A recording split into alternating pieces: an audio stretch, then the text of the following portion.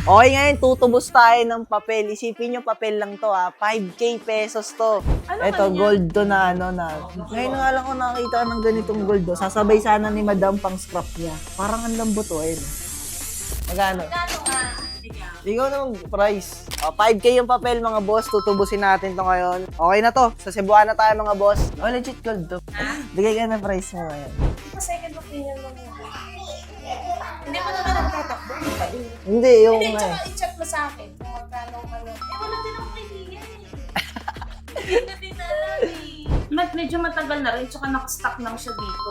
Presyohan mo na to. Hindi, ikaw nga, magkano ka presyo? Hindi nga, presyohan ko na ngayon. Presyohan mo na ngayon. Ano, game? Magkano doon? Magkano nga gusto mo? Ikaw nga. Di ba? Legit yan. Ito na yung gold.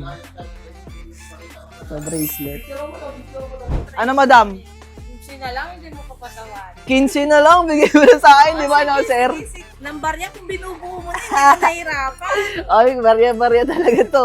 Nangangalakal lang kami ng gold eh. O, dos, Wait, pero ano, i-transact na natin to, madam. Magkano mo to bibigay sa akin? Naku, madam, ba't di kayo nagtitiwala ng ganun eh? Hindi ako matino. Itatakbo ko to. Ano, tatakbo ko to.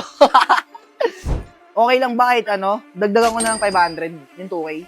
Uy, Sige, 2.8 boss, dandil na natin yan. Ayan, dandil natin. yung wala ako idol para pagsikat mo. Ayan, oo. Picture ako sa'yo. 200, sige.